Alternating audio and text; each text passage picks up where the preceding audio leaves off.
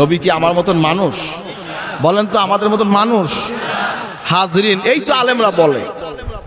একদল আলেমে বলে নবী আমার মতন মানুষ, আর একদল আলেমে বলে নবী সকলের উপরে, সকলের উঁচুতে নবীর আলোচনা, নবীর সম্মান। আর একদল বলে নবী আমাদের মতন মানুষ। বলে কি বলে না? কারা বলে? কারা বলে? কারা বলে? কারা বলে? আলেমরাই বলে না কোনো জেনারেল মানুষ বলছে? কি ভাই, কোন ফাসেক বলছে? ফাসেক বলছে? যারা কোরআনের এলেমের তাফসীর করে, কোরআনের তাফসীর কারক, হাদিসের মুহাদ্দিস, মুফাসসির, ফকি, তারাই আজকাল এগুলি বানাচ্ছে। তারাই আজকাল এগুলি ফেসবুক খুললেই দেখবেন আমার নবীকে গাল দিচ্ছে। বলে নবী আমার মতন মানুষ, নবীও মরে গেছে, আমি যেমন মরে যাব নবীও সেরকম মরে যাবে। ইন্নাকা মাইয়িতুন ওয়া ইন্নাহুম মাইয়িতুন। কার কথা? আল্লাহর কথা। আপনিও ইন্তেকাল করবেন, তারাও মারা যাবে, ঠিক কিনা বলেন? নবী কি আমাদের মতন মারা গেছে? বলেন তো, মালাকুল মউত আপনার কাছে যখন আসে ইজাজত চায়? এই কথা বলেন না কেন? আপনার কাছে অনুমতি চাইবে? আমার নবীর কাছে অনুমতি চাইছেন কি চাই নাই? বলেন, চাইছেন কি চায় নাই? নবী আমার মতন মানুষ কি করে হলো?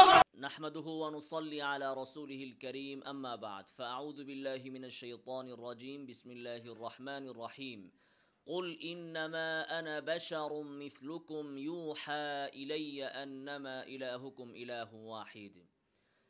আমরা কিছু কিছু আলেম এবং কিছু কিছু পীর সাহেবদেরকে দেখতে পাই যে ওনারা যখন মাহফিলের মঞ্চে ওঠেন তখন তাদের আলোচনার বিষয়গুলো এগুলোই বাতিল আকিদা, ভ্রান্ত আকিদা মুসলিম সমাজে প্রচার করাই হচ্ছে তাদের একমাত্র এজেন্ডা। তারা মঞ্চে উঠলেই মুসলমানদের জরুরি বিষয়গুলো নিয়ে আলোচনা করার পরিবর্তে রাসূল সাল্লাল্লাহু আলাইহি ওয়াসাল্লাম আমাদের মতো মানুষ নন এই বিষয়ে আলোচনা শুরু করবেন। তারা মঞ্চে উঠে আলোচনা করবেন মিলাদ নিয়ে, কিয়াম নিয়ে, ঈদে মিলাদুন নবী সাল্লাল্লাহু আলাইহি ওয়াসাল্লাম নিয়ে। আবার কোন আলেম আছেন তারা এগুলোর সাথে রাসূল আলিমুল গাইব, রাসূল সর্বত্র বিরাজমান, রাসূল হাজির নাজির। আবার কেউ কেউ রাসূল সাল্লাল্লাহু আলাইহি ওয়াসাল্লাম সব কিছু দেখেন।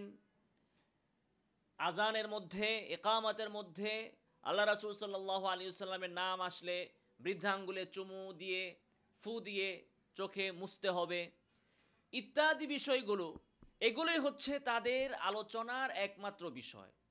এই ধরনের বাতিল আকিদা, ভ্রান্ত আকিদা মুসলমানদের মধ্যে প্রচার করাই হচ্ছে তাদের কাজ। আমরা এই পীর সাহেবকেও দেখলাম, তিনিও একই কাজ করলেন। তিনি এখানে আল্লাহ রাসূল সাল্লাল্লাহু আলাইহি ওয়াসাল্লাম আমাদের মতো মানুষ নন এই বিষয়টি তিনি এখানে প্রমাণ করতে চাইলেন এবং তিনি বললেন যে এক শ্রেণীর আলেমরা বলে বেড়ায় তারা বানিয়েছে যে রাসূল সাল্লাল্লাহু আলাইহি ওয়াসাল্লাম আমাদের মতো মানুষ। নাউযুবিল্লাহি মিন যালিক, এটা নাকি আলেমরা বানিয়েছে। তিনি বললেন যে এক শ্রেণীর আলেম যারা তাফসীরের আলেম, মুহাদ্দিস, মুফাসসির, তারাই এগুলো বানিয়েছে, সাধারণ জেনারেল মানুষ বানায় নাই, আলেমরাই নাকি বানিয়েছে। তো ভাই, ইসলাম সম্পর্কে সঠিক বক্তব্য তো আলেমরাই দিবে, এটা তো পীরের কাজ না, এটা তো জেনারেল মানুষেরও কাজ না। পীর সাহেব যদি আলেম না হন তাহলে পীর সাহেবেরও কাজ না এই সকল বিষয়ে ফতোয়া দেওয়া। ফতোয়া দিবেন যার কাছে কোরআনের ইলম আছে, হাদিসের ইলম আছে, ফতোয়ার জ্ঞান আছে, তিনিই তো ফতোয়া দিবেন, এটাই তো স্বাভাবিক।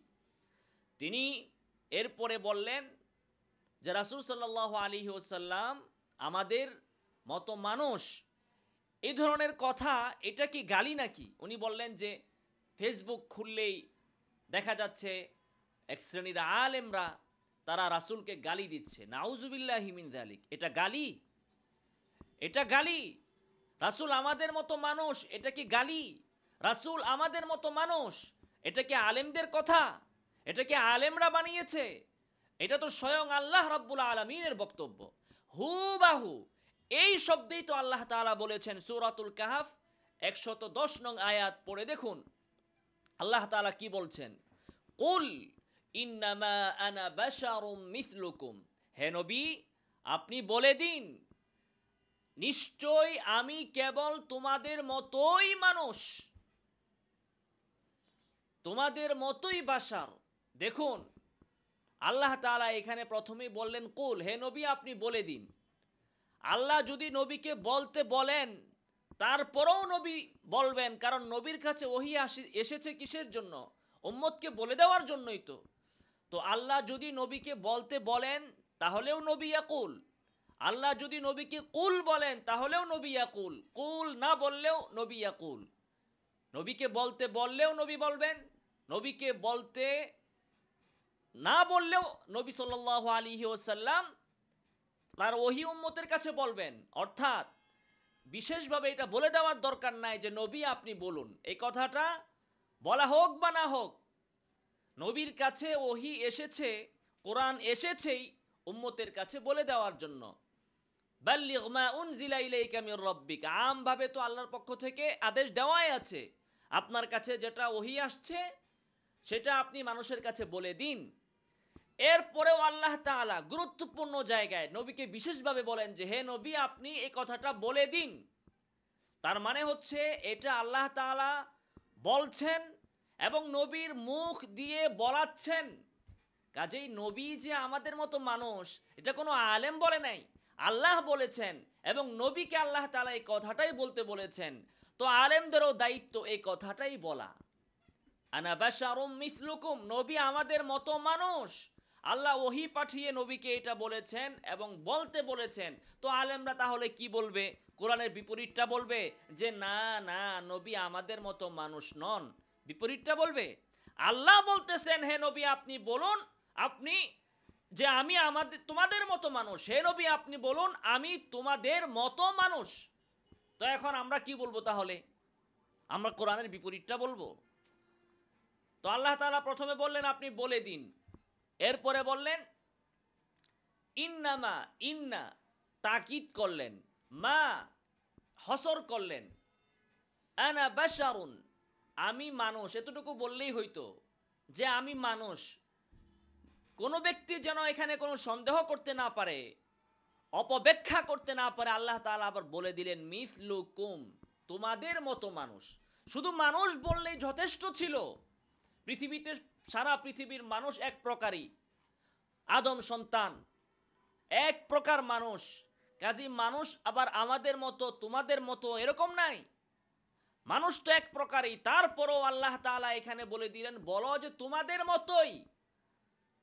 মক্কার তোমাদের বলতে কাদেরকে বলছেন? যে সরসিনার পীর সাহেবের মতো, বাংলাদেশের মুসলমানদের মতো না। আল্লাহ তাআলা এই কথা কাদেরকে বলতে বলেছেন?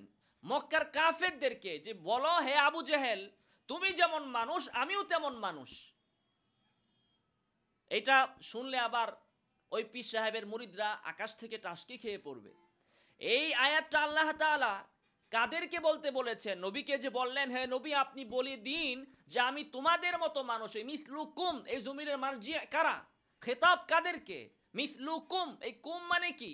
তোমাদের। এই তোমরা তোমাদের বলতে কারা? তোমাদের বলতে বাংলাদেশের মুসলমানেরা না, বর্তমান যুগের মুসলমানেরা না, বর্তমান যুগের কেউ না, কোন মুসলমান না, কোন যুগের কোন মুসলমান না। এখানে কুম এই খিতাব হয়েছে মক্কার মুশরিকদের ক্ষেত্রে। যে মুশরিকদেরকে আপনি বলেন হে আবু জেহেল, হে আবু লাহাব, উতবা, সাইবা, আরো যারা কাফের আছো তোমরা, তোমরা যেমন মানুষ আমিও তেমন মানুষ।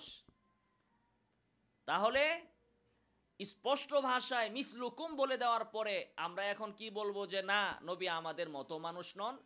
এতগুলো তাকিদ, হসর, এরপরে আবার শুধু মানুষ বলেন নাই, তোমাদের মতো মানুষ। তো এখন বলুন আল্লাহ সুবহানাহু ওয়া তাআলা এত স্পষ্টভাবে বলার পরেও যদি কোনো মানুষ অপব্যাখ্যা করে তাহলে তার ক্ষেত্রে আফসোস করা ছাড়া আর কি আছে? এই আয়াতটি কেন নাজিল হলো? মূলত মানুষের নবী হওয়াকে বা নবী মানুষ হওয়াকে কাফেররা অসম্ভব মনে করত। নবী মানুষ নন, এটা হচ্ছে কাফেরদের আকীদা। কিন্তু আফসোস আজকে মুসলমানেরা ওই আকীদা পোষণ করতেছে যে নবী মানুষ না, নবী আমাদের মতো মানুষ না, নবী নূরের তৈরি, নবী ভিন্ন কিছু। তো এটা তো মক্কার কাফেরদের আকীদা ছিল। সেই আকীদাকে আল্লাহ তাআলা কোরআনে শক্তভাবে খণ্ডন করলেন, যেন পৃথিবীতে কোনো মানুষের এই ব্যাপারে কোনো সন্দেহ না থাকে, সংশয় না থাকে, অপব্যাখ্যার সুযোগ না থাকে, এখানে যেন কোনো কিন্তু যদি বলার সুযোগ না থাকে। এজন্য আল্লাহ তাআলা স্পষ্ট ভাষায় বলে দিলেন। মক্কার কাফেররা তারা মনে করত যে নবী হইতে হলে তাকে মানুষ হওয়া যাবে না, মানুষ হলে কেউ নবী হতে পারবে না। সেজন্য মক্কার কাফেররা বলেছে, সূরাতুল ফুরকানে এসেছে, ওয়াকালু মা লিহাযার রাসূল ইয়াকুলুত তাআম ওয়া ইয়ামশি ফিল আসওয়াক। মক্কার কাফেররা বলতো, এই রাসূলের কি হইল, মুহাম্মদ নাকি রাসূল? তো এই রাসূল কেমন রাসূল? ইয়াকুলুত তাআম, সে খাবার খায়, ওয়া ইয়ামশি ফিল আসওয়াক, বাজারে যায়।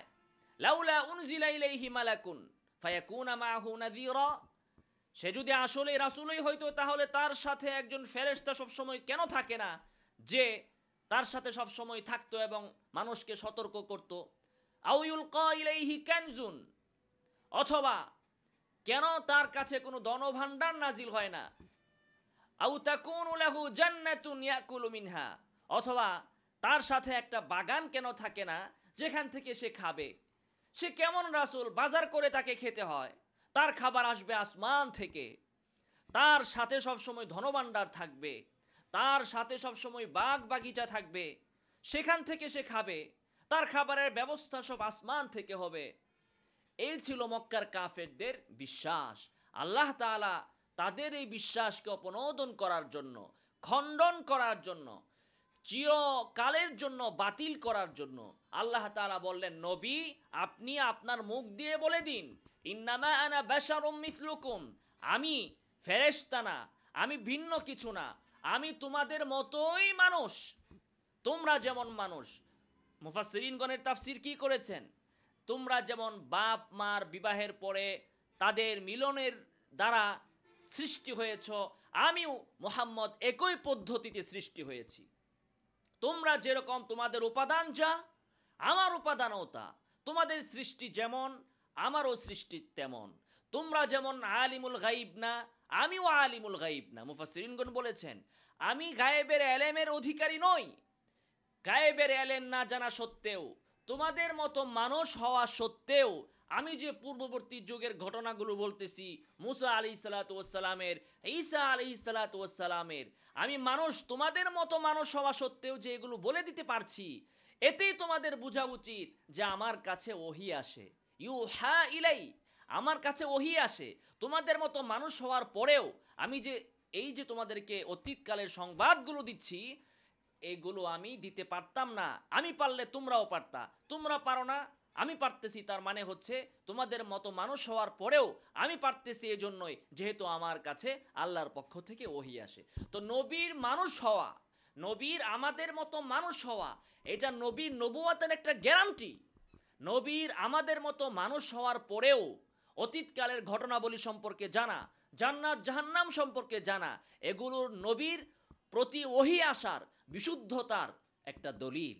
আজকে আমাদের এই পীর সাহেব ভাইয়েরা নবীর এই বড় দলিলটাকেই তারা অস্বীকার করে বসছেন তাদের অজান্তেই। দেখুন, আল্লাহ সুবহানাহু ওয়া তাআলা এখানে স্পষ্ট ভাষায় বলেছেন, নবী আমাদের মতো মানুষ। এখন আল্লাহ তাআলা বলতেছেন, নবী তোমাদের মতোই মানুষ, তার কাছে ওহী আসে, মানুষ হওয়া সত্ত্বেও তার কাছে ওহী আসে। তো জিনসের দিক থেকে, জাতের দিক থেকে নবী মানব জাতি এবং মানব জাতির মধ্যে সবচেয়ে শ্রেষ্ঠ। আর ওহী আসাটা তার সিফাত, নবীর কাছে ওহী আসে। এখন আমার এই পীর সাহেব বললেন যে নবী আমাদের মতো মানুষ। এক শ্রেণীর লোকেরা বলে নবীও মারা যাবে আমাদের মতো, ইন্নাকা মাইয়িতুন ওয়া ইন্নাহুম মাইয়িতুন, কোরআনের আয়াত। তো নবী তো আমাদের মতো মারা যাননি, আমাদের মৃত্যুর আগে তো ফেরেশতা আমাদের কাছে অনুমতি চাবেন না, নবীর কাছে তো অনুমতি চেয়েছেন, তাহলে নবী আমাদের মতো হলো কিভাবে? নবী আমাদের মতো হলো কিভাবে? আরেক শ্রেণীর মানুষ বলবে নবী তো মেরাজে গিয়েছেন, আমরা তো মেরাজে যাই না, তাহলে নবী আমাদের মতো হলো কিভাবে? আরেক শ্রেণীর মানুষ বলবে নবীর কাছে ওহী আসে, আপনাদের কাছে তো ওহী আসে না, তাহলে নবী আপনাদের মতো মানুষ হলো কিভাবে? দেখুন, নবীর কাছে ওহী আসে, নবী মেরাজে গিয়েছেন, নবীর মৃত্যুর ক্ষেত্রে ব্যতিক্রম ঘটেছে, তার কাছ থেকে ফেরেশতা অনুমতি নিয়েছেন। সব কিছু সত্ত্বেও আল্লাহ তাআলা নবীকে বলেছেন, বলুন আমি তোমাদের মতো মানুষ। তো নবীর কাছে ওহী আসা, এইটা নবীকে আমাদের মতো মানুষ হওয়া থেকে আল্লাহ তাআলা বের করে দেন নাই। নবীর মেরাজে যাওয়া, এটা নবীকে আমাদের মতো মানুষ হওয়া থেকে বের করে দেয় নাই। নবীর সকল ওয়াসফ, সকল সিফাত, ইন্নাকা লা আলা খুলুকিন আযীম, এরপরে আল্লাযী আনকাযা যহরাক ওয়া রাফা'না লাকা যিকরাক ওয়া রাফা'না লাকা যিকরাক, নবীর সকল সম্মান, নবীর সকল শ্রেষ্ঠত্ব, নবী সর্বশ্রেষ্ঠ মানব, এই সকল ওয়াসফ থাকা সত্ত্বেও আল্লাহ তাআলা বলেছেন নবী বলুন আমি তোমাদের মতো মানুষ। তো আপনি কে? আপনি পীর সাহেবকে, আপনি আলেম সাহেবকে যে আপনি নবীর কোনো ওয়াসফের কারণে আপনার কিয়াস দ্বারা আপনি নবীকে মানুষ হওয়া থেকে বের করে দেন, আমাদের মতো মানুষ হওয়া থেকে বের করে দেন? আপনি কে? কে বলেছে আপনাকে এখানে কিয়াস করতে যে নবী যেহেতু এটা, নবী যেহেতু সেইটা, নবীর যেহেতু এই গুণ আছে, অতএব নবী আমাদের মতো মানুষ নন? এই কিয়াস করার অধিকার আপনাকে কে দিয়েছে? যেখানে কোরআন স্বয়ং বলছে নবী বলে দিন আমি তোমাদের মতো মানুষ। তো নবীকে আপনি আমাদের জাত থেকে বের করে দেন কেন? নবী যদি আমাদের জাতের ভেতরে থাকে, এটা তো আমাদের জন্য সম্মানের, আমাদের জন্য গৌরবে। তো নবীকে আপনি আমাদের জাত থেকে বের করে দেন কেন? এখন আমাদের মতো মানুষ মানে পৃথিবীর সকল মানুষ তো এক ক্যাটাগরির নয়। নবীর বিষয়টি তো অনেক ঊর্ধ্বে। আপনি বলুন, হযরত আবু বকর আর আপনি কি এক? ওমর আর আপনি কি এক? ওসমান, আলী, আরও আল্লাহ রাসূল সাল্লাল্লাহু আলাইহি ওয়াসাল্লামের লক্ষাধিক সাহাবী, তাদের একজনও কি আমার মতো আপনার মতো? তাহলে কি আপনি বলবেন যে না, লক্ষাধিক সাহাবীর কেউ মানুষ না, বা তারা কেউ আমাদের মতো মানুষ না? বলবেন? ইমাম আবু হানিফা, ইমাম শাফিঈ, মালিক, আহমদ রাহিমাহুমুল্লাহ, তারা কি আমাদের মতো? তাদের ওয়াসফ, তাদের বৈশিষ্ট্য, তাদের ক্যাটাগরি নিশ্চয়ই ভিন্ন। তাই বলি কি তারা আমাদের মতো মানুষ হওয়ার জাত থেকে, জিন্স থেকে বের হয়ে যাবে? এখানে মিসলিয়াত কোন দিক থেকে? যেমনিভাবে মানুষ যেভাবে জন্মগ্রহণ করে, মানুষ যেভাবে খাবার খায়, মানুষের যে মানবীয় গুণাবলী আছে তাদেরও একই রকম ছিল, তথাপি তাদের গুণাবলী ভিন্নতা ছিল। ইমাম বুখারী লক্ষ লক্ষ হাদিসের হাফেজ ছিলেন, আপনি আমি কয়টা হাদিসের হাফেজ? তাই বলে কি ইমাম বুখারী এখন আমাদের মতো মানুষ নন বলে দাবি করা যাবে? ওগুলো বাদই দিলাম, আজকে যারা বিমান বানাচ্ছে, রকেট বানাচ্ছে, যারা কম্পিউটার আবিষ্কার করেছে, যারা মোবাইল আবিষ্কার করেছে, তাদের মেধা আর আপনার আমার মেধা কি এক? আমরা ঠিকমতো মোবাইল চালাইতেও পারি না, আর তারা মোবাইল আবিষ্কার করে ফেলেছে। তো তাদের মেধা আর আমাদের মেধা কি এক? অথচ তারা তো কাফির। এখন আপনি কি বলবেন যে না, যে ব্যক্তি কম্পিউটার সৃষ্টি করেছে, রকেট সৃষ্টি করেছে, সে আমাদের মতো মানুষ না, যেহেতু সে কম্পিউটার বানাইছে, যেহেতু সে রকেট বানিয়েছে, যেহেতু তার মেধা এত, অতএব সে আমাদের মতো মানুষ না? এটা বলা যাবে না। আমাদের মতোই সে মানুষ, তবে তার ক্যাটাগরি, তার মেধা অনেক। তেমনিভাবে নবীর সাথে কোনো তুলনা চলে না। বোঝানোর জন্য বললাম, নবী অনেক ঊর্ধ্বে। নবী ছাড়াও পৃথিবীতে সকল মানুষের ক্যাটাগরি এক নয়। আপনি আর আমি এক নই। নিশ্চয়ই একটা মানুষের সাথে আর একটা মানুষের অনেক অনেক ভিন্নতা থাকবে, অনেক অনেক পার্থক্য থাকবে, কিন্তু জিন্স এক, জাতি এক। অতএব কোনো ওয়াসফের কারণে, সিফাতের কারণে, মর্যাদার কারণে যারা নবীকে মানব হওয়া থেকে বের করে দেয়, তারা নিশ্চয়ই অনেক বিভ্রান্তির মধ্যে এবং মূর্খতার মধ্যে আছে। আপনি বলবেন নবী আমাদের মতো মানুষ নয়, আপনার আরেক মুরিদ বলবে নবী আমাদের মতো সৃষ্টি না, নবী সৃষ্টি হয়েছেন নূর দ্বারা। আরেকজন বলবে নবী আমাদের মতো মানুষ না, নবী ছিলেন আলিমুল গায়ব। আরেকজন বলবে নবী আল্লাহর মতোই সব জায়গায় বিরাজমান। এরপর এসা বাউলরা বলবে নবী যা আল্লাহ তা। বাস, তো এই যে নবীকে নিয়ে বাড়াবাড়ি এবং নবীকে এই যে বিতর্কের জায়গায় আপনারা নিয়ে গিয়েছেন, অথচ কোরআনের স্পষ্ট আয়াত থাকা সত্ত্বেও এই যে উম্মতের মধ্যে আপনারা ওয়াজ মাহফিলের নামে ভ্রান্ত আকীদার প্রচার করে উম্মতকে গুমরাহ করছেন, এগুলোর দায়ভার আপনাদেরকে অবশ্যই নিতে হবে। অতএব এই সমস্ত বিতর্কিত বক্তব্য পরিহার করুন। ওয়াজ করার মতো বিষয়ের অভাব নাই, মঞ্চে উঠলেই কেন এই সকল বিষয় নিয়ে আলোচনা করতে হবে আপনাদের? আল্লাহ রাসূল সাল্লাল্লাহু আলাইহি ওয়াসাল্লামের কোন সাহাবী কি নবীকে কোনোদিন জিজ্ঞাসা করেছেন, হে নবী আপনি কি নূরের তৈরি না মাটির তৈরি? এই বিষয় নিয়ে তারা কোনোদিন কোনো বিতর্ক বাহাস আলোচনা করেছেন? কোনোদিন কি কোনো সাহাবী বলেছেন নবী আলিমুল গায়ব, নবী সর্বত্র বিরাজমান, নবী সব কিছু দেখেন? এই সকল বিষয় নিয়ে সাহাবায়ে কেরাম কোনোদিন বিতর্ক অনর্থক আলোচনা করেছেন? তাহলে আপনারা কেন মঞ্চে উঠলেই শুধু এই বিষয় নিয়ে নাচানাচি করেন? আল্লাহ তাআলা আমাদেরকে সঠিক বুঝদান করুন। আমিন ওয়া আখিরু দাওয়ানা আলহামদুলিল্লাহি রাব্বিল আলামিন।